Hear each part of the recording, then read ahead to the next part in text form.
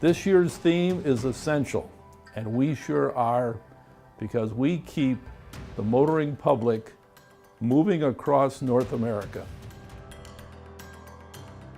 Well, what makes our industry essential is what we've all certainly learned this year is how critical we are, really the critical infrastructure to our country. It's how things are done is with transportation.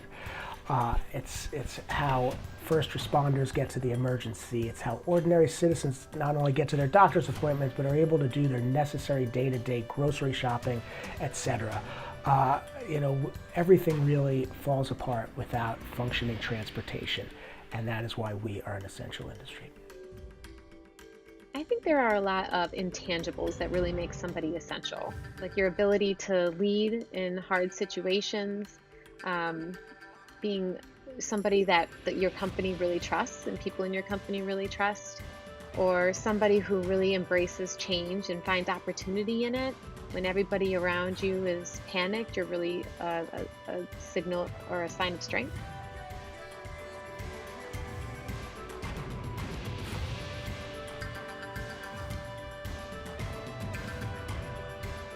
I think one of the biggest lessons we'll all learn from 2020 is that real people and physical, tangible things do matter. I think we've gotten so caught up in the digital or virtual world that we've all had to relearn that things like food and medicine and supplies and machines, they're real things, not just pictures on a screen.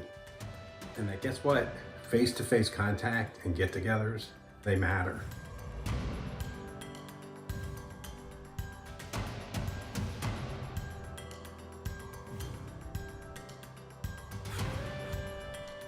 The great takeaway for this year, 2020, is our value of partnerships with our channel partners, our customers, our employees, and our industry friends. No matter how bad it gets, as long as we work hard, we be nice, we can still overcome. This year has put a spotlight on what makes a person essential. When things don't go according to plan and we're easily distracted by challenges, the person who has the desire to step up and help other people is the one who proves to be essential. The biggest lesson we have learned this year is how resilient we are. I think the qualities that make a person essential are their drive, their compassion, and their ability to add value and keep things moving. Finally, I would say hardships that we've seen this year have been immense. But it's those same hardships that if we allow them, that will remind us of our humanity. And in doing so, our need for each other.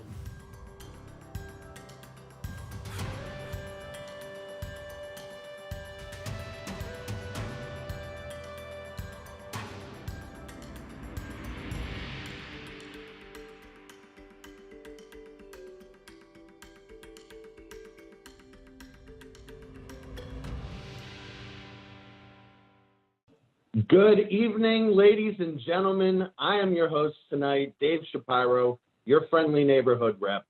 We have finally arrived at 2020's AWDA show, and you might notice it's a little bit different this year. Yes, the host is far better looking than normal, but that's not all. We will be conducting tonight's panel and awards via brand new technology that no one has used before called Zoom. I hope I'm pronouncing that right. Ever heard of it? Yeah, me neither. Probably just another failing Silicon Valley startup.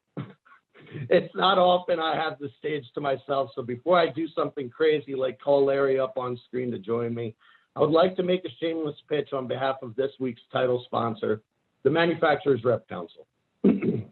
When the government deemed us all essential, I was like, duh. But I thought about it more throughout the day and spoke with some of my customers who pointed out how valuable local reps have been this year particularly. Many factories have had to ban travel for their direct employees, and any good rep saw this as an opportunity to innovate and dial up our customer communication and engagement. We are extremely proud to be the 2020 AWDA show title sponsors. Thank you. We have a lot to get to tonight, but before we jump into the panel, I'd like to welcome AWDA's Executive Director, Larry Northup, up to say a few words. Larry? Thank you, Dave. Yeah, this is a little bit weird, I gotta say, not being behind the podium. And I never thought I'd say this, but I actually miss being in Vegas because I miss all of you people who are out there in Cyberland right now. Don't really miss that much about Las Vegas, quite honestly, but I certainly miss the people. And these little Hollywood squares, while they're convenient, is really not ideal for networking. But we're gonna do what we can. Because the fact is, most of you probably wouldn't be in Vegas anyway, because you're still in the trenches fighting the good fight. I'm just the rear echelon guy. I'm behind the lines, hoping that you keep the tanks from running me over. So far, you've done a good job of that. But as the rear echelon guy, I do have some advantages. One being that I can get a sort of a bird's eye view of the whole marketplace, the whole battlefield, if you will, for this past year. And I've seen a lot of encouraging signs from our membership. Number one, I saw a massive amount of strength and dedication. And most of you know I've got a lot of respect, a ton of respect for our members and the businesses you run. But really, this past 8 months, you've been truly inspirational to me and many others. I've watched you all balance multiple challenges. You've adapted on the fly to rapidly changing circumstances, and you've never lost faith in the ultimate outcome, meaning the success of your business and the success of our industry. Second, and actually Eric Sills mentioned this a couple of weeks ago at an Apex panel, we've all come to learn who the strong companies and strong people are through this challenge, and that's a good thing, because the strong ones will survive and live to fight another day. And I count all of you among that crowd. Finally, and most importantly, you and your companies have reinforced my already rock solid belief in individual initiative, creativity, and energy. You simply said, tell us what we need to do, give us the tools to do it, and get out of the way. We will do the right thing. And you've done that as an industry and as individuals and as companies. So to me, the enduring lesson of this past year has been that free markets, free people, and freedom of action will always lead to the positive outcomes in our economy and indeed in our world. And for that, you are to be congratulated.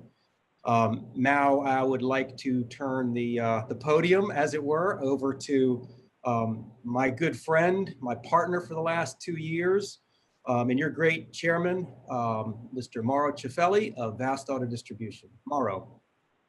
Thank you so much, Larry. It's really nice to see everyone finally. I'm very confident that our virtual AWDA gatherings and one-on-one meetings will prove to be a very valuable experience for everyone.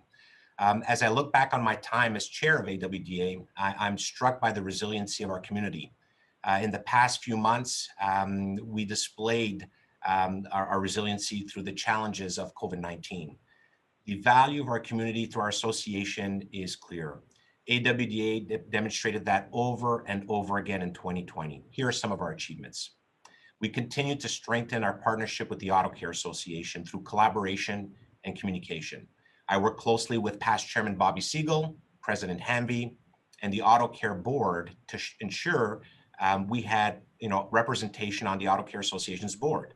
That allowing us to fully engage and contribute to the highest level of the association. Currently, Governor Larry Pavey and Corey Bartlett serve as directors.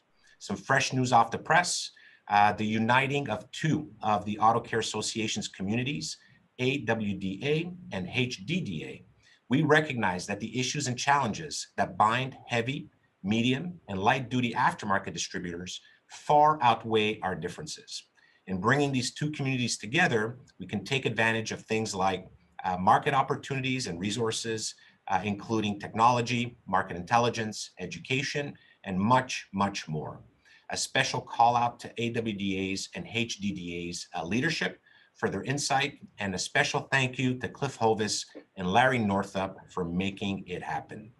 As you know, the aftermarket industry is engaged in an ongoing struggle to maintain access to data being collected by our customers' vehicles. Election day turned out to be a moment of victory for us in Massachusetts. The months of campaigning to ensure passage of this initiative was very, very expensive. And in strong support for the effort, the AWDA's Board of Governors approved a $500,000 donation to the industry's fight in Massachusetts. We proved we were all in. And now, to provide additional insight on the Massachusetts campaign and the Right to Repair effort, I will turn it over to Auto Care Association's president, Mr. Bill Hamby. Good evening, everybody. I'm thrilled to be with you, especially on the heels of our victory on election night in Massachusetts, where the voters, and more importantly, the consumers of Massachusetts passed our Right to Repair Act 75%. And that was after being outspent by the car makers $30 million to $19 million. And AWDA was a critical part of our success, not only from a financial standpoint, but certainly from a grassroots standpoint. You got engaged, you called on shops, you talked to your customers, you promoted Right to Repair wherever and whenever you could. And now we're going to take it federally, and we're going to need your help just as much in order to get that done. But the message is this, is that advocacy is never done. And AWDA has always been in lockstep with the Auto Care Association in terms of advocating for our industry and looking forward to ensure that we have the right and privilege as consumers and as an industry to access data. And for that, I want to thank all of you for your efforts. Thank you for your support. Thank you for your engagement. Our work's not done, but let's keep it going, and thank you. AWDA remains at the forefront of our aftermarket community. The proof is in our engagement in Massachusetts, support for the Your Car, Your Data campaign, our successful conversion to a virtual conference, our move to integrate all aftermarket distributors into one powerhouse organization, and our ongoing involvement in the Auto Care Association at all levels. We cannot forget that our strengths as independent warehouse distributors are our entrepreneurship, we're agile, and we tend to focus on execution and results. But what truly makes us different is the value we put on building and nourishing strong business relationships. The opportunity to lead the AWDA board alongside some of the greatest individuals in the automotive aftermarket these past 2 years has been both rewarding and deeply humbling. And now it's time for me to pass on the gavel to incoming chair, Ryan Samuels. Our community is indeed resilient. Under Ryan's leadership and with the continued engagement of AWDA, it will remain so. I want to take this opportunity to thank you for allowing me to serve. Enjoy the rest of your session. And now I'd like to turn it over to Ryan Samuels, your incoming chair of AWDA. Thank you. Maura, thank you so much for your incredible leadership the last 2 years. It was a privilege to work with you, and I can't tell you how much I appreciate you including me in so much of what went on with the leadership of AWDA. Those experiences were invaluable, and I hope I can continue to carry on the excellence that you brought to the position. This would normally be the time when the incoming chair would talk about their plans for the future. I wish this was something I could do with more certainty, but with so much we don't know about the present, it's difficult to look too far ahead. What I do have is a sense of comfort that there is a bright future ahead for our industry. Mauro spoke about the resiliency of our community, and it is this community that makes me optimistic about the days to come. Even through these difficult months, AWDA and the Auto Care Association were able to accomplish great things. As we all know, in the early days of the COVID-19 outbreak, the Government Affairs Department quickly mobilized to ensure that we would be deemed the essential industry we all know we are, allowing us to remain open and keep our communities moving. As we heard from Bill Hanby, as a team, we were able to pass the updated Right to Repair ballot measure in Massachusetts, ensuring we have access to vehicle data going forward. The next time we meet, we'll be joined by our new members in the heavy-duty market, and I'm excited to begin this great partnership. AWDA was able to pivot on a dime when the pandemic took away our ability to meet in person and put together an amazing virtual experience that I hope most of you will be participating in over the next few days. Most importantly, and probably the least tangible benefit to being involved in AWDA or the Auto Care Association as a whole, is the relationships you make. When times get difficult, being able to pick up the phone and call one of your peers to maybe ask advice, gain insight, or just vent to somebody who knows exactly what it is you are going through. These relationships are what truly makes AWDA great. What all this proves is that as an association and an industry, we have momentum. My goal for the immediate future is not only to keep that momentum going, but to build on it. The value of being involved in AWDA has never been more clear than it is now. If you've been involved, thank you. If you haven't been involved, consider it. If you're not sure how to get involved, ask. The challenges facing our industry will not stop. But as we have proved time and again, we'll always be up to the task of not just surviving, but thriving in the face of those challenges. I look forward to the opportunity to serve as your chairman, and I will do everything I can to ensure AWDA continues to have your back. Now I'd like to turn it over to our incoming vice chair, Ashley Arnold. Thank you, Ryan, for the warm introduction. I don't think there's any question that we've had a difficult year this year. From logistics to personnel to all of us wearing masks everywhere we go, none of us would have imagined that 2020 would turn out the way that it did. But to echo Mauro and Ryan, the one thing that it has shown us is the resiliency of our industry and everyone involved in it. It's been incredible to see the transition in business in such a short period of time. But we've been agile, we've been nimble, and we've adapted. Sometimes in workplaces had orders that were changing daily. It's also been amazing to see colleagues come together from across the country to help one another, to figure out how to get it done in a world that we have no idea how to function in anymore. But if there's one thing about this group, everyone's always up for helping one another. In times like this, as Mauro mentioned, and as Ryan also echoed, participation and the association are more important than ever. Everything that we've accomplished this year is truly remarkable in times where we were having a hard enough time adapting our own businesses as well. I think one of the other moving things from the last 8 months has been the people showing up day in and day out at our facilities to get the job done in a world that they're terrified in. Our industry is a family, and it's one that runs deep. We've all made a lot of adjustments this year, and those will continue. But the one thing that won't ever change is our dedication to this industry, to our colleagues in this room, and to our teams. People are starting to get back out on the road, and we will be there to serve them. Finally, Mauro, I want to say it's been truly an honor to work with you the last 2 years. I have no idea how you've managed through all of this being thrown at you between COVID, between association migrations, between everything. But you've done it with such dignity, such grace, and such courage. We were truly lucky to have you at the helm, and it's an experience that I will never forget. Thank you for giving your time to AWDA. Thank you for teaching us, and we wish you all the best. Anybody that's going to come after you is going to have some really big shoes to fill. Well said, Ashley, and well said to the rest of you on your opening remarks. I want to bring you all in now to have a little bit of a panel discussion about a lot of the topics that you brought up during your opening remarks. As this year has progressed, all of us, and some more than others, have had to adapt our businesses to meet the new needs of our customers and our employees and rise above the challenges that come along with that. From an association perspective, Mauro, tell us how AWDA has answered the bell and overcome the barrage of difficulties presented in 2020.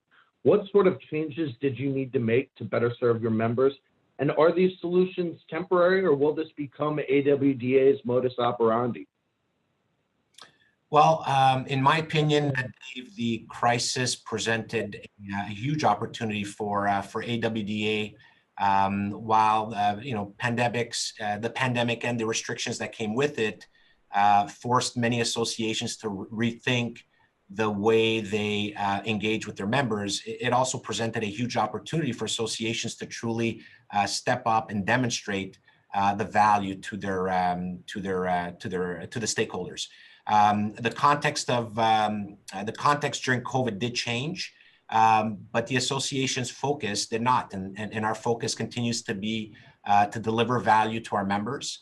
Typically AWDA members do rank networking as high on the list of values that they receive from the association. We have this unique ability to bring people together, whether it's through events or education or lobbying get-togethers.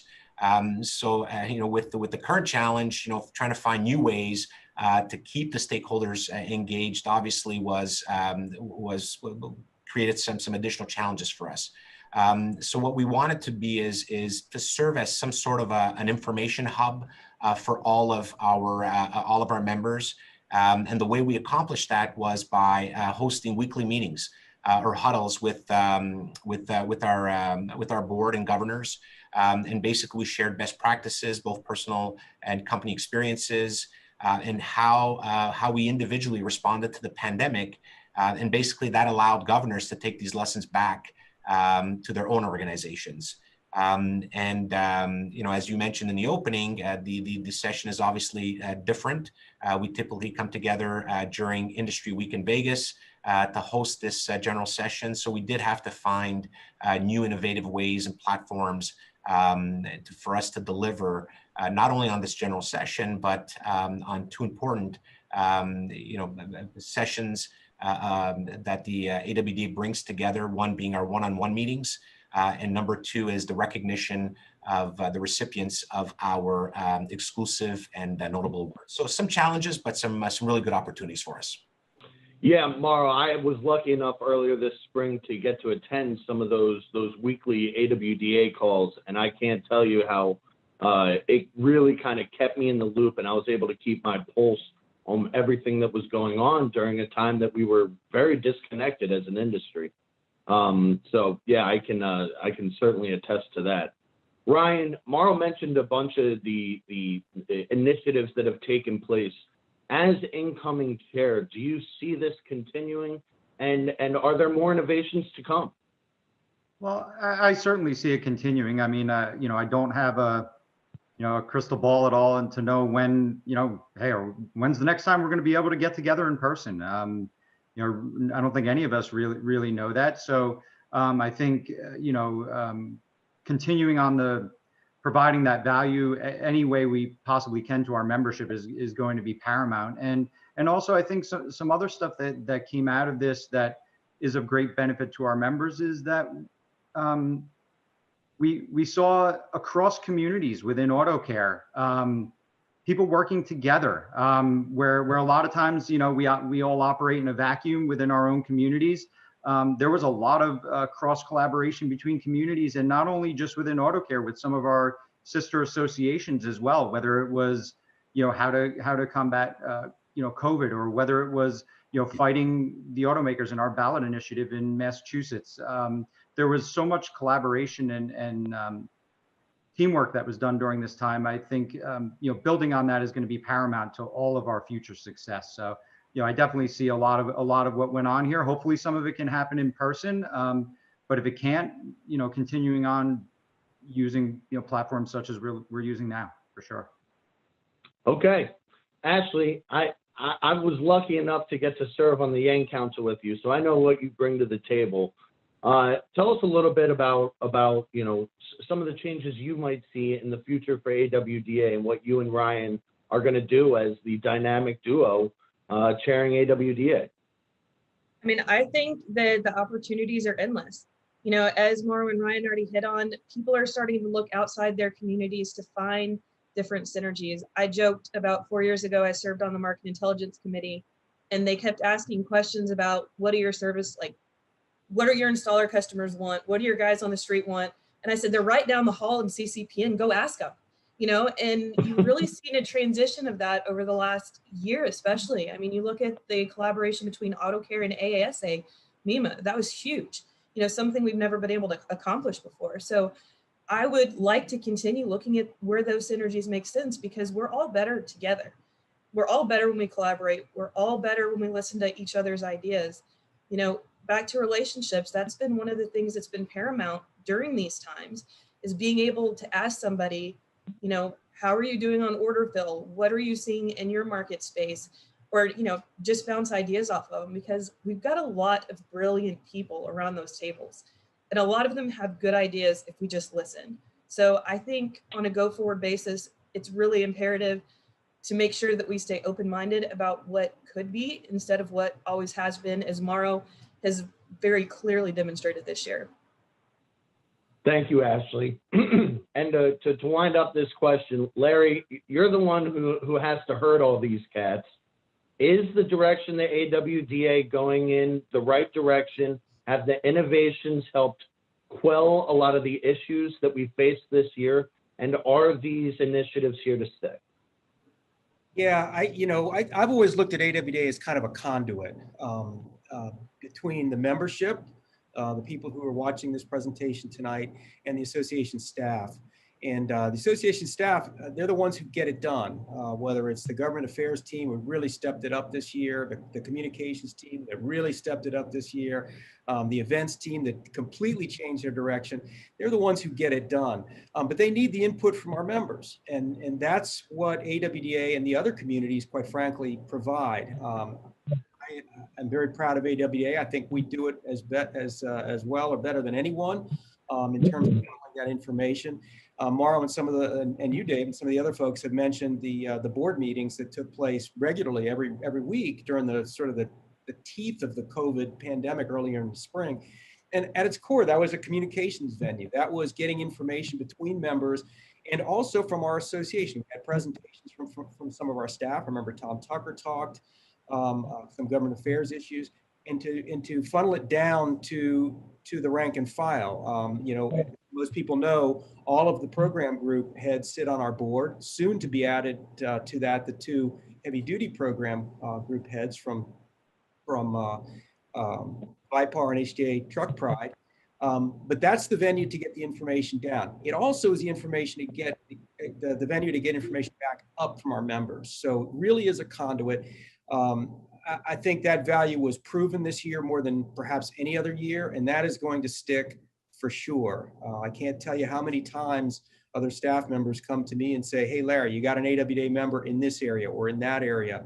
Government affairs staff, communications staff, just a lot of them. So AWDA proved its value, hopefully to members. Keep writing those dues checks, folks. But certainly to the association itself. So that will stick, no question about it. Larry, I want to come right back to you. You mentioned just briefly right there how the association and all the different communities and councils therein have had to step it up. Well, how has AWDA been instrumental in the Your Car, Your Data campaign and the ballot measure in Massachusetts? We all know now we got a huge victory there. Tell us a little bit about some of the measures that you guys took. Well, I think Bill mentioned it when he did his little cameo earlier, and he was, the guy, he's seen it. Bill's been, up to his neck in this thing, along with Aaron and the government affairs team and the marketing team, and they've seen the value of the on the ground grassroots actions of our members, and really, the members of AWDA are at the forefront of that. They always have been. I'm confident they always will be, but certainly during this particular battle, they were deeply, deeply involved. And, anything from talking to your customers out there, the shop owners, even the regular customers, the walk-ins, the DIYers, having those conversations to showing up at rallies and hearings, to writing letters to appropriate legislators. AWDA does that. They're the biggest community contributor to the PAC, which is key. And they're just deeply, deeply involved. And of course, big financial commitment this year out of the AWDA reserve funds. Mauro made mention of that, and Bill also. But it's really the grassroots. It's really the people to people, the relationships. Ashley mentioned it. They really make it happen. And I tell you what, you guys deliver just time and time again. Absolutely. And, I'd be remiss if I didn't head north to our friends in Canada tomorrow. What does this mean for Canada? And are the Automotive Industry Association of Canada's efforts aligned with ours here in the U.S.? So, Dave, just before I answer that question, I'd like a few words about the team we have over at the association. we're very fortunate to have an individual like Larry Northup on our team with AWDA. He tends to talk about the engagement of our members, which is very strong. But he and the team back in the office are the ones that get the job done.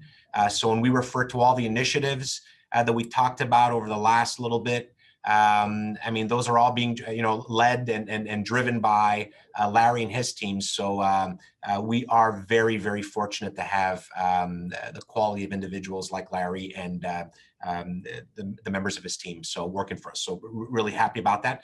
The right to repair and access to information in Canada. From a Canadian perspective, the win in Massachusetts obviously does have positive impact on the efforts that our efforts here in Canada. We do have a little bit of a different political system here. It was probably a little more obvious to me over the last week, but overall, there's been strong collaboration between the Automotive Industry Association of Canada and the Auto Care Association, basically making sure we're aligned in our approaches. We went as far as joining forces on the Your Car, Your Data initiative here in Canada. So again, making sure we're aligned. But again, the Canadian aftermarket is very dependent on what happens here in the US. All the stakeholders are looking for some form of standardization. So whether it's the OEs or the aftermarket players in North America, we're all obviously looking for some sort of common approach. So if we can't get this done in the US and the OEs do get a stronghold on the information, in controlling the information, well, it's going to be very difficult to get that accomplished in Canada. I'd even say it'll probably be impossible to have a different arrangement or outcome here in Canada. But the opposite would not be true, would not be guaranteed. If the data is controlled by car owners in the US, this agreement would not automatically spill into Canada, as the OEs, their lobbying efforts here in Canada are equally strong. So in short, same goals, same challenges, and very similar approaches. ACPAC is more important now than what it ever has been before. So if you haven't donated to ACPAC, please do. I'm sure that there's somebody that you can pick up the phone if you need to find somebody. Any of us can help you. But they've done a fantastic job about getting us in front of our elected officials at a local level and giving us a stage to be able to tell our story. Again, it's more important now than ever, as we just saw in Massachusetts. The more you can get involved, the better. It seems scary at first, but once you've done it once, it's a walk in the park. They're just people too with a different job. But tell our story, get involved, and if you need to know how, please just ask. Well said, Ashley. And Mauro, you don't have to be that nice to Larry just because he's on the call with us, okay? So I think you really hit on a big buzzword there, Mauro, which was collaboration and how critical that is to us winning this fight against, let's face it, another part of our industry that is trying to squash us through all sorts of different tactics, but we don't need to get into the weeds there. What I do want to do is get a little more into the weeds about how this year has affected your direct businesses. More importantly, has the evolution of the distribution sector accelerated or decelerated over the past year? In what ways has that change occurred, and will that trend continue post-COVID? Ashley, can you mind jumping in first on this one? Yeah, absolutely. I think the business as a whole is accelerating. Obviously, all of us have seen ups and downs throughout the year, but I think one of the best things that it's given us is the ability to adapt and be nimble. One of the good things about being in a smaller business, a family-owned business, or otherwise, is we have the ability to make decisions and make changes a lot faster than what some people do. And it's definitely a blessing in disguise, because as we saw the world change, we were able to change. Our customers have changed. So what they need now, whether it's, they want contactless drop off or they want to pick something up outside of our store, we've been able to make those changes pretty rapidly. I will say it's also given us an opportunity to, as Ryan mentioned earlier in his remarks, to clean up some of the things that we knew were wrong, but they weren't the fire of the day. So we just push them aside to deal with tomorrow, and tomorrow never happened. So it's really given us the opportunity to gain efficiencies and to become better businesses, which hopefully we can carry forward as we move through this and into whatever the next challenge we may be faced with is in the future. Mauro, would you mind adding on to Ashley's points there? Yeah, I think that was spot on. I agree with Ashley. Our business, like most businesses, I think in the distribution sector, have accelerated. We didn't have a choice but to accelerate. At the early start of COVID-19, we kind of look back in our past experiences, whether it was with a recession or with an economic downturn, to kind of pull back some of those strategies and apply them to the current situation. But we realized pretty quickly that the situation at hand was very, very unique. A lot of the information we did not control. The shutting down of the economy and at first not being essential and then being categorized as essential. So we had to turn around really, really quickly. But just like Ashley, I think, everyone's focused, was focused on taking the appropriate actions. We had absolutely no playbook. We relied on things like our logic, our values to make decisions quickly, our agility.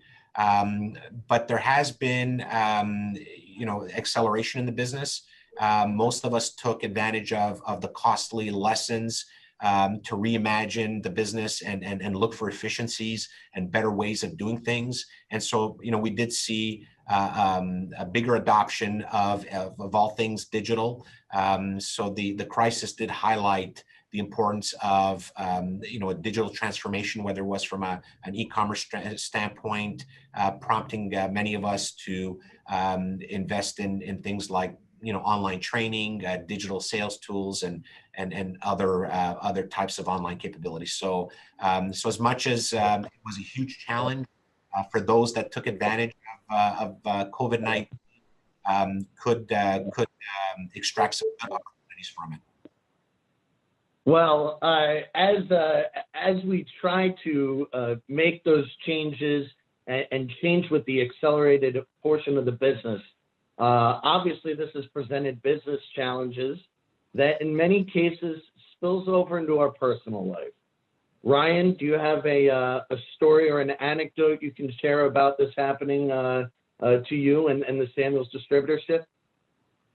Yeah, for sure. I think that, the biggest change from a personal standpoint is I've always had a pretty good ability to, I'm thinking about work 24 hours a day, but most of that's, in my head. I had a pretty good ability to, once I was done, done physically working for the day, while I'd keep thinking about it, I didn't tend to talk about it. I tended, to kind of leave that behind at work, and then, in my personal life, talk about personal things. But it seems like more and more, whether it's my mind going a mile a minute, worrying about, how is the second wave going to be as bad as the first? Are there going to be shutdowns? All that stuff consuming my thoughts. But also, other people seem to be asking me a lot more. Well, how are things going in business? How's work? How's this? Even down to my, to my 8-year-old son.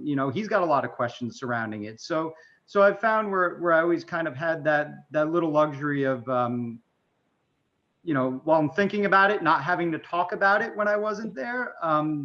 Where I find myself talking about work as a topic of discussion a lot more often, than I used to. So I think it's just, it's dominated my life a little more than it normally would have. Whether that's a good or a bad thing, I'm not really sure. But sometimes it was nice to just have that little break from talking about it. So Ryan, yes, those lines have certainly been blurred between professional and personal life. I know exactly what you mean, and I know your 8-year-old son is a smart guy. When I found out that although his father is a Jersey Devils fan, your son was smart enough to come and join the Philadelphia Flyers fan base. So bravo to him. We're working on that. Trust me. We're working on that very hard. Please do. I'm going to send him a gritty stuffed animal this Christmas, okay? He'll love it. Purify the kid. Ashley, down in Texas, I know you guys have made some acquisitions during COVID. How have these lines of your personal and professional life kind of blurred this year? Because I know it's happened to everyone. What line, Dave? I don't know what line you're talking about. Very much like Ryan, I think as leaders in your organization, the line kind of goes away. I mean, you've got a whole lot of people that you're responsible for making sure that they have a livelihood tomorrow, that they can feed their kids and that they can pay their mortgage and their rent and things like that. And it's a huge responsibility, and one that I don't think anyone on this call takes very lightly. So definitely there hasn't been a line. Some of your outlets are gone. I volunteer a lot, and all of a sudden overnight that was gone because I can't go there anymore because everything's shut down. So it definitely leaves a void. I think as a leader in the organization, one of the hardest things to do is the frustrations that your employees have.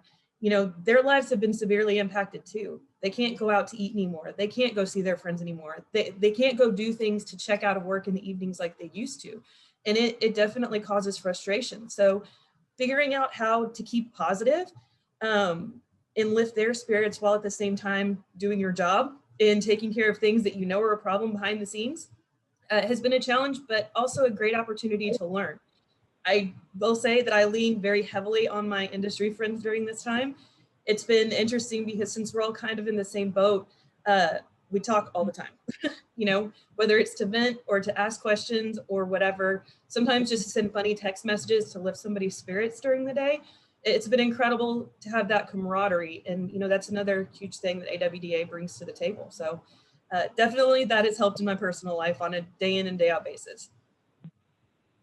Hey, Dave, if I can just quickly comment, I mean, the one thing that spilled into my personal life was this morning, actually, when, I haven't put on a suit in almost 12 months now. And it took me about 30 minutes to make my tie knot. And it took me about another 30 minutes to find a jacket that still fit. So I guess I put on a little bit of weight during COVID.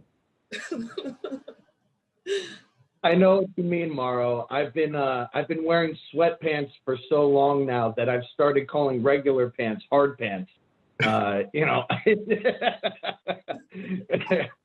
So, guys, we're going to wrap this up and jump into our award presentation. But before we do, Larry mentioned in his opening remark his enduring lesson that he has from this past year. Mauro, can you give us what your enduring lesson is? Yeah, absolutely. For me and for the organization as well, agility compensates for a lot. You have a better chance to survive if you can move quickly. I think the biggest thing I took out of this is that none of us are in this alone. And it's okay to ask for help. And there's always going to be people there willing to offer it. We work in an amazing industry, and if we continue to work together and build, the only way we can go is up. So I think that was, the biggest lesson I took out of this. Well, Ashley, having served with you on the Yang Council, I know you're going to do a great job as incoming vice chair, partnered alongside Ryan.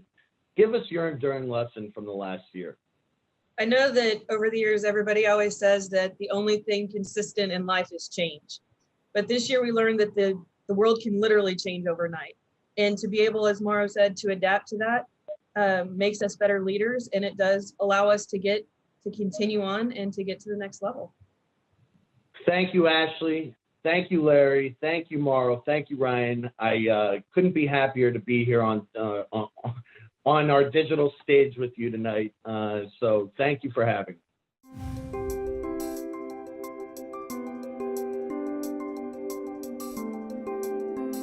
Wow, what a great panel discussion. And with that, it is my honor to present our first award, the Pursuit of Excellence. This year's recipient is the Merrill Company. This distribution center is part of a company with 700 associates and continues to pursue a philosophy of putting people first. Here's a little more about the Merrill Company.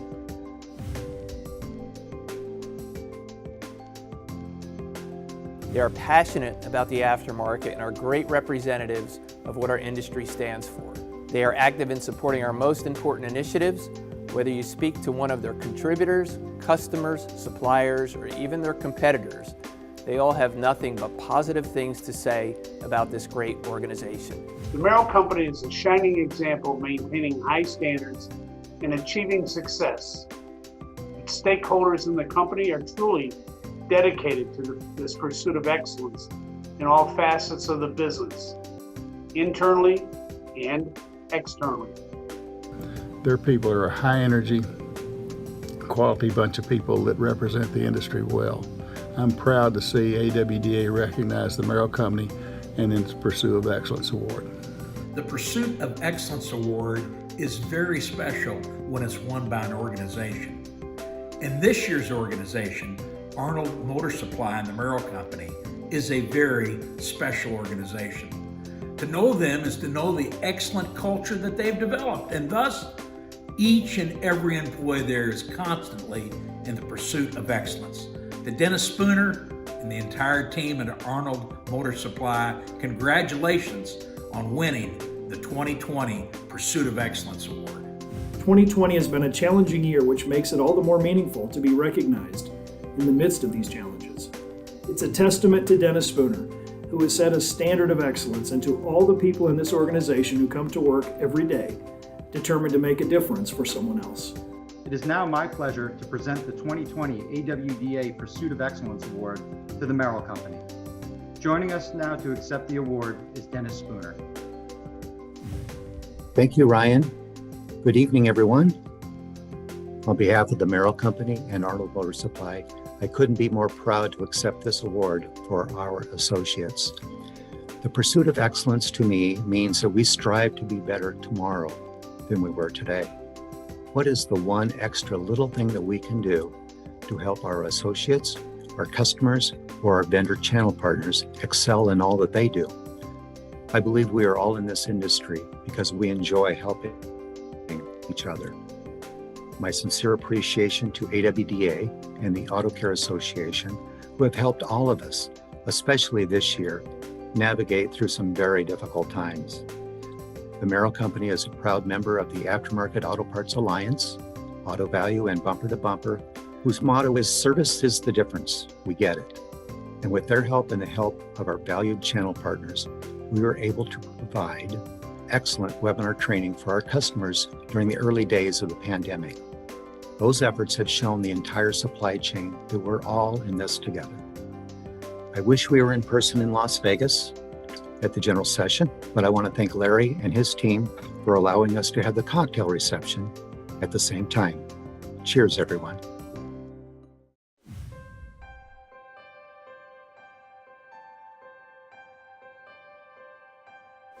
It's now my honor to present the Lifetime Achievement Award in honor of Martin Fromm. This very selective award recognizes individuals who have, over the course of a career, distinguished themselves through a high level of performance within the aftermarket. Nominees are considered to be backbones of the industry, individuals who have led great organizations.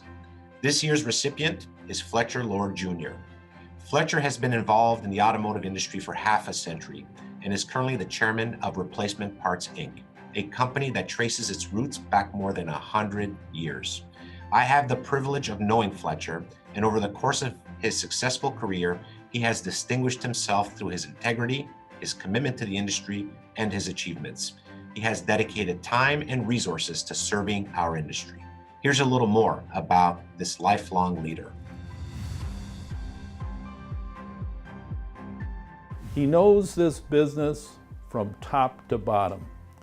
His love for the auto parts business gives him a real passion to want to be in it and constantly improve it. That he always is giving back to our industry, back to his company, back to his children, back to his family. And to me, that's the sign of what a great leader is and deserving of a lifetime achievement. All of us who have known Fletcher, and many in the industry who don't know him that well, certainly are aware of his tremendous business acumen. But at a personal level, he's probably even better. He's just a great guy. He's the prototype Southern gentleman. He's reserved, he's down to earth, but he's got a great sense of humor, tells great stories. And he's very intuitive as well about people, which is part of his leadership skill. Your leadership within our association may be not so known, as you have never been showy, but always incredibly influential. Your recognition for this award is well deserved and no surprise. It's kind of normal and comforting in this zany year of oh shit, now what?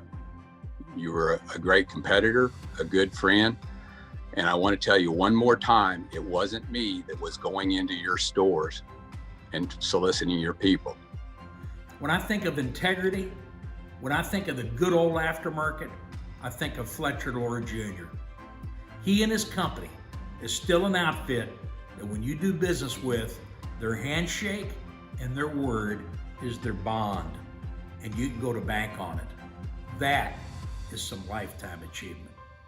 It's now my pleasure to present the Lifetime Achievement Award to Fletcher Lord Jr. Congratulations, Fletcher. Being presented with the Industry Lifetime Achievement Award is an honor I would have never dreamed of when I started this journey over 50 years ago. Like all awards of this nature, the circumstances that preceded me had a great deal to do with me being here today. W.R. Crowe started a business over 100 years ago that he intended to last past his lifetime.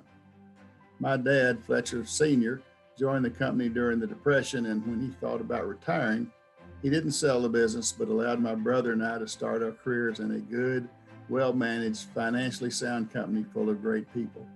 My grandfather always said, your company is no better than its people.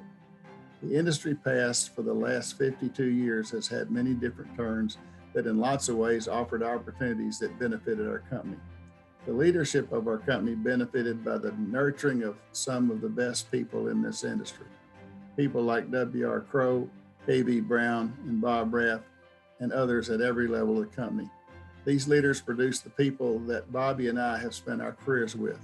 Folks like Bill Slatter, our CEO, Tom Singleton, our Vice President Store Operations, and Kenny Payne, our Vice President of Sales and Marketing, just to name a few.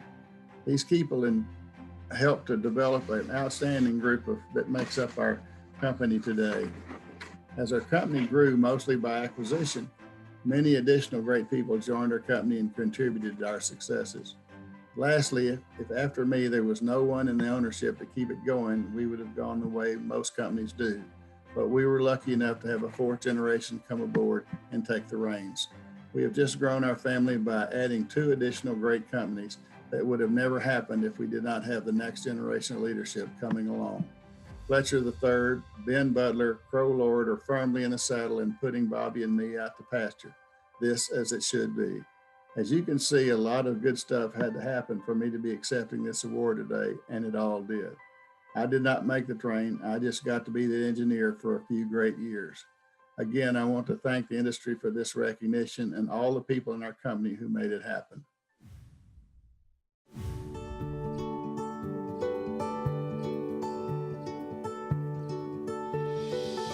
Our next award is the Art Fisher Award for Excellence in Education. I'm so pleased to be able to present this award to Bobby Bassett in honor of Federated's founder and former AWDA chairman, Art Fisher. Art was a forward thinker, a visionary in the automotive industry, but Art started his career as a teacher, and throughout the years, he never stopped teaching. Art dedicated a vast amount of time to teaching his employees how to be competitive, successful, and how to survive and thrive in the automotive industry. This award is a fitting testament to Art's lifelong love for teaching, and Bobby Bassett is a very deserving recipient. Bobby has been in the automotive aftermarket industry since 1978. He recently retired from Gates, where he was the National Training Manager for North America for more than 20 years. In his role as National Training Manager, he was unsurpassed when it came to excellence in automotive education. He worked closely with technicians, high school and community college automotive programs, and customers. Bobby was the administrator of the Gates Tools for Schools program, along with the Gates Performance Center e-learning platform. Here's a little more about Bobby and his achievements. He is just an industry icon. He's done a great job of really drawing in all parts of the industry, not only warehouses, jobbers, installers, but also institutions with teachers and students. He changed our industry, our automotive industry, in the way that we look at belts and accessories and tensioners. Because of Bobby Bassett, our industry now knows proper procedures for servicing belts and accessories and tensioners. It's difficult to nail down Bobby's best quality because he has many. But to me, it's how much he cares about making sure technicians have the information and the training they need to be successful so that they can fix the vehicle right the first time. He'll ask a question of a whole group of technicians at a training class. Have you ever heard a belt make noise? And of course, you know, most of the people in the class say, oh yes, of course we have, you know, or yeah, you know, they get it. And then he looks back at him and says, well, you know, that's your fault. Now you want to talk about the guy that's doodling in the back row that was about half asleep. Now all of a sudden he's sitting up straight in his chair and his hair's on fire and he's going, well, what do you mean it's our fault? And Bobby goes on to explain why, you know, you had a belt making noise or whatever, and so you put a belt on it, you put a Band-Aid on it. You didn't find the root cause of the problem. The thing is that the guy that had his hair on fire 5 minutes ago is now settled down, and he's connected with Bobby. He's talking to Bobby. He's finding out why Bobby's saying what Bobby's saying. The industry will be enjoying the fruits of his labor and the seeds that he has sown for generations to come. Please join me in recognizing the recipient of AWDA's 2020 Art Fisher Award for Excellence in Education, Bobby Bassett. Thank you, Sue. I'd like to say it's a very humbling experience to be recognized within one's own industry, especially for this prestigious award of the Art Fisher Excellence in Education Award. Thank you so much. You know, I'm going to put this down, but I began my career in 1978 with the thought it was just a stepping stone to something else, somewhere else within my life. But I found out that I absolutely loved the industry and the people that I was working with. 21 years ago, I had the opportunity to go to work for Gates. And though we could discuss a lot, what I'd like to say is we've come a long way over those years, but my legacy really ends tonight with this award because I actually retired from Gates September 18th. But because of this, I find it so important to share and challenge the industry to step forward. You know, many of the companies offer training for the professional technician, but what about the entry-level student? I found it more important to train them as well, and the reason was it created brand awareness for our company, created an advocate, which was the instructor, as they used the Gates information and tools to teach with. But more so, in the secondary foundation of the whole program was it helped bring awareness to the failure modes in the systems our products operated in, which helped the student understand the failure modes, reducing warranty and labor claims for us in the industry. You know, if you're not sure how to get involved with the entry-level students, please reach out to the University, the Aftermarket Foundation, as they're your primary source for student scholarships. Many states across the country also offer yearly statewide instructor training. Another great source and one of the largest and fastest growing training opportunities for the instructors is the ASC Educational Foundation Summer Training Program held each year.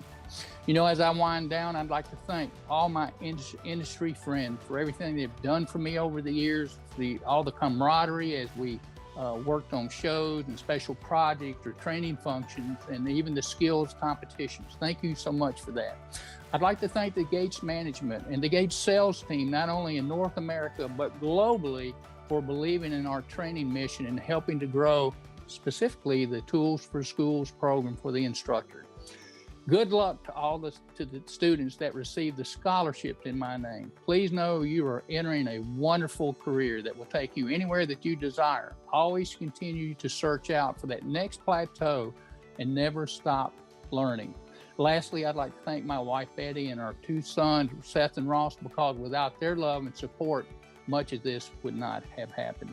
Thank you again. Stay safe. Have a great meeting, and hopefully we'll meet sometime soon down the road.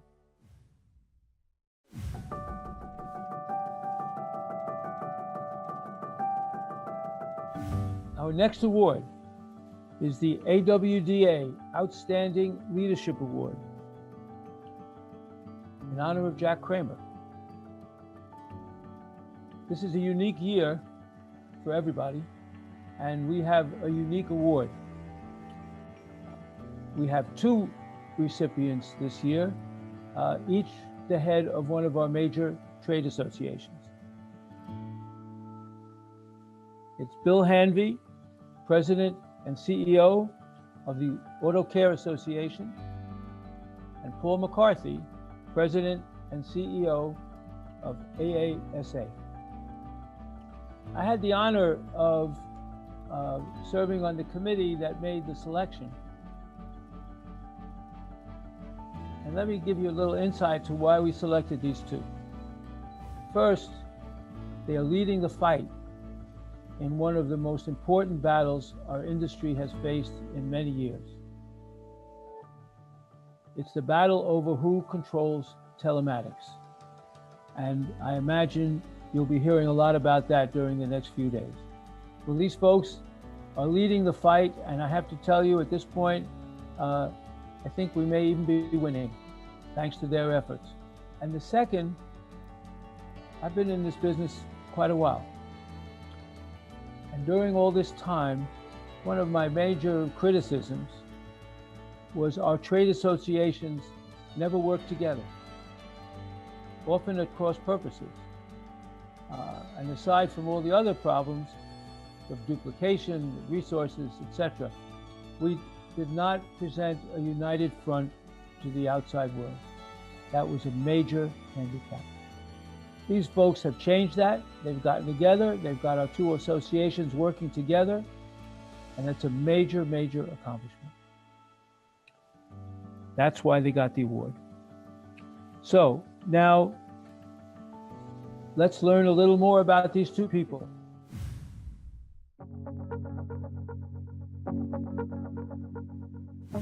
They both bring different invaluable industry experience that complement one another.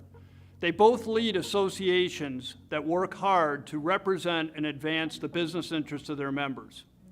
With the challenges and opportunities facing the aftermarket, together, for the first time in history of both associations, they have realized that collaboration and speaking with one coordinated voice regarding critical issues facing the aftermarket is essential to the future and long-term well-being of our industry. Bill and Paul have a special relationship. They leverage that relationship to work together and set the expectation for their staffs to do the same. To me, they are more than just award winners. I would offer that they are leaders of our times, the leaders we need, and the leaders we're fortunate to have in charge of our associations at this particular critical time in our history. Bill personally is genuine and confident, and he has a way of figuring out what needs to be done, lining up the people and the resources to get it done, and people come to count on him because they know that he follows through and delivers. Navigating every challenge, be it the cancellation of Apex or the fight for vehicle data access, guiding the industry to safer harbors. Paul is so deserving of this award. The success of our industry is vitally important to him, and he works tirelessly to advance our position. In nearly every conversation I have with him, he stresses the importance of collaboration across the industry, and he walks that talk, and so I find it so fitting that he shares this award. It is now my pleasure to present the 2020 AWDA Leadership Award to Bill Hanvey and Paul McCarthy. Larry, thank you so much. And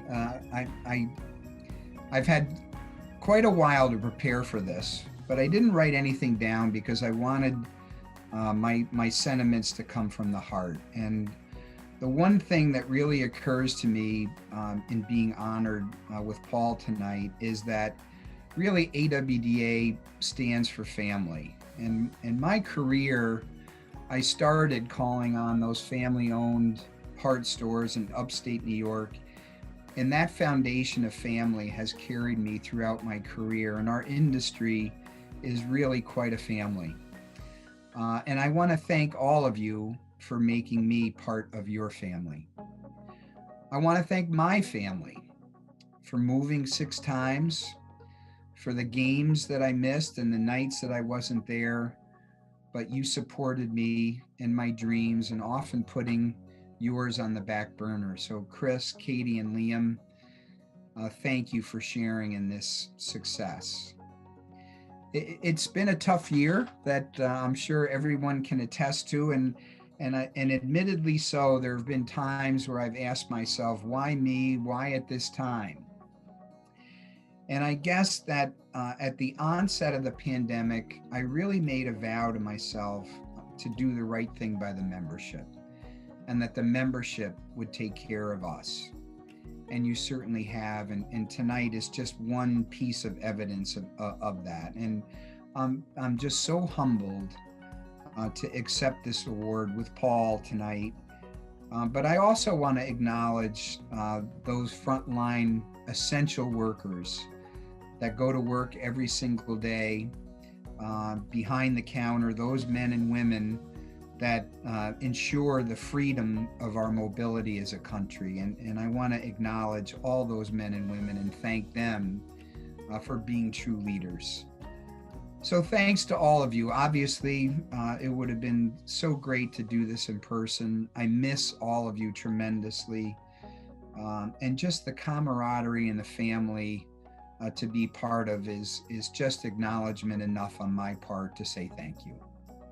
Well, thank you so much. Larry saw it. I was truly floored by this. And I can't tell you how much it means and how honored that I and the whole team who does the hard work back at the Suppliers Association, how we felt about this. When I look at the names of the folks who won this award in the past, these are some of my heroes in the industry. Folks that I've looked up to, that I've aspired to be like, some of my mentors. So I am truly humbled and honored. And I want to thank AWDA, Larry Sills, and the past award winners. But I know that this award was given to represent something larger than me. This is about us fighting for our industry, fighting for our future. And to win this award together with my good friend, Bill Hanby, that means so much to me. It really is the icing on the cake.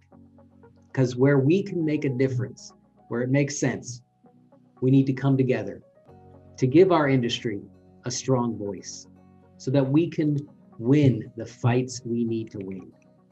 So we can defend and protect our industry, protect our customers' rights and our values, like a free market.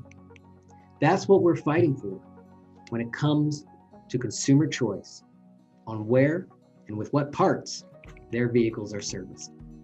And in other areas, like our industry being essential, we are advocating for our future. So Bill, thank you so much for the partnership. I think the industry is sending a message that they want us to keep this going. And together, we need to thank the chairs and presidents group at ASA and AutoCare that make this cooperation possible. So a special thanks to Bill Long, Mark Finestone, Mark Blackman, Enrico Manuele, and Brad Kraft. This award really belongs to you. Together, giving the aftermarket the strong voice that it needs. So AWDA, the suppliers, thank you. And I'm just excited. I mean, Bill, it's been great working with you. We've known each other for a long time, but working together the last couple of years to collaborate more, to make a difference, to take this to another level. It's really been a pleasure. Yeah, it's been fantastic, Paul. And it's and I'll never forget on my interview with AASA coming in and seeing your desk and thinking, wow, a genius must live here because of the condition of your desk. And yeah, behind all the papers. but the collaboration, like you said, Paul, it started a long time ago, and we worked together for the industry, and that has never changed. That has never wavered. And if anything, I think that I'm hoping that the members see our joint commitment to the industry and realizing how important it is that we do work together and that we do collaborate, and collectively we are stronger, together. And I think that that's been so evident throughout the course of this year, whether it be, from the negotiations on Apex and trade and, how we handled the pandemic.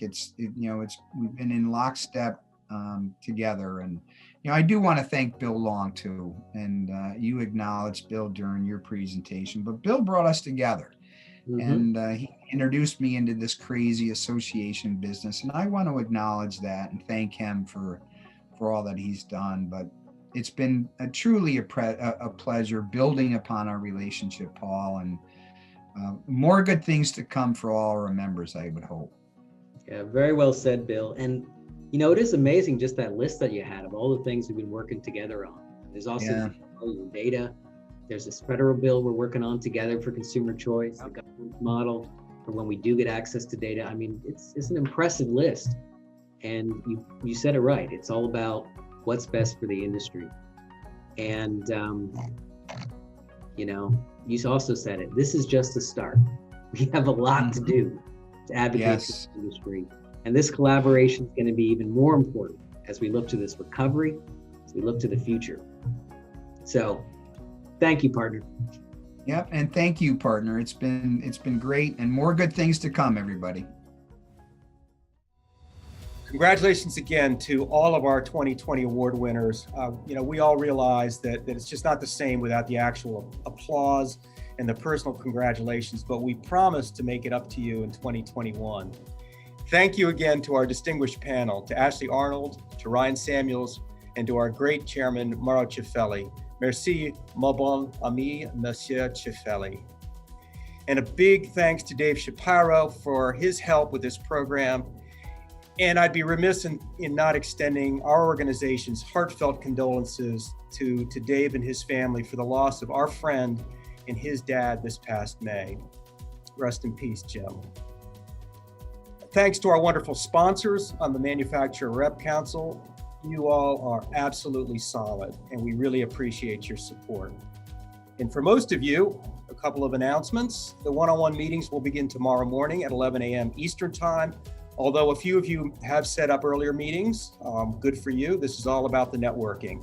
Look for an email in your inbox the next 4 mornings. So Tuesday, Wednesday, Thursday, and Friday. We'll have announcements and instructions for the day. And now, since we can't do it this year as we usually do and listen to the clinking of the cocktail glasses, go pour yourself a favorite beverage and toast this great, wonderful, essential industry.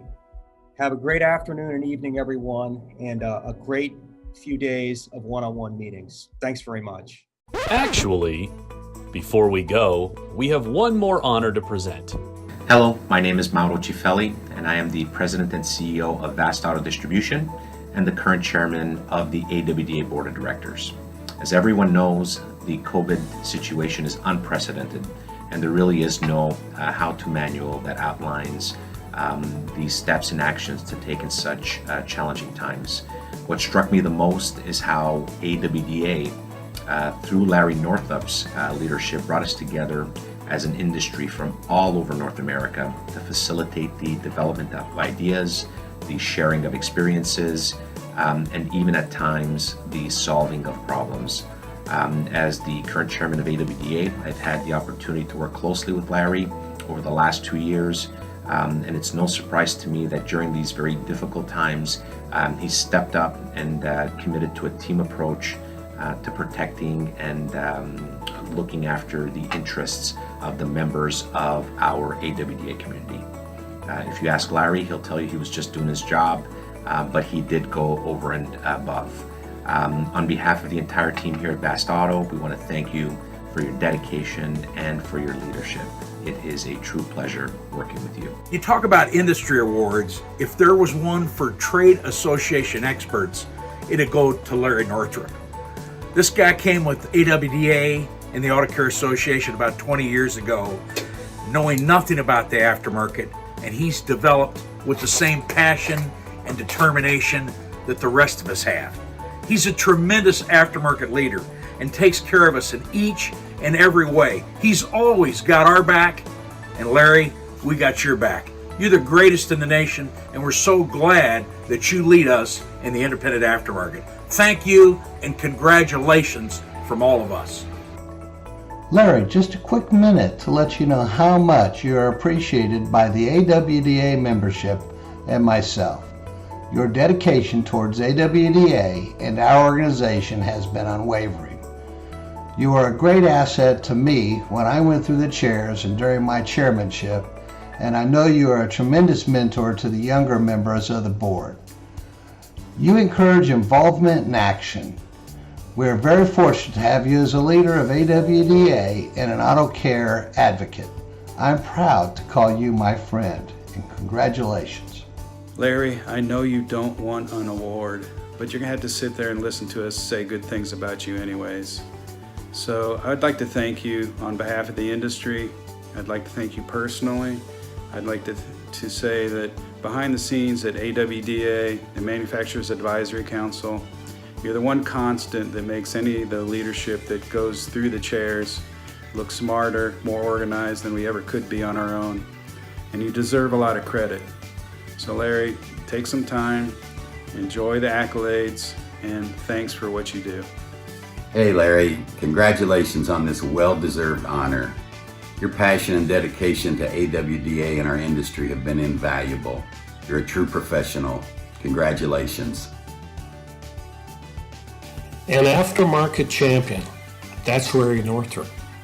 Passionate and dedicated about his family, about his country, about the automotive aftermarket, and his friends. Hey Larry, happy 20th work anniversary at Auto Care and your work supporting the industry and the AWDA community. Over the past couple of years, I've had the pleasure of working with you on the AWDA board. The industry and Auto Care is very fortunate to have someone like you who cares about this segment of the industry. I can't think of anyone better to represent the AWDA community. Hey Larry, I would like to personally thank you for all what you have done for the industry, and particularly for me. I remember the first time that we met, I was all scared. I didn't know anyone in the room, and you approached me. You gave me that confidence that I needed at the time, so I'm very thankful for that, Larry. There's a lot of things that I have accomplished, and there's a lot of things that still haven't accomplished, but want to accomplish, and everything it's because of people like you that make us, the young people, stronger and confident on ourselves. So thank you for that, Larry.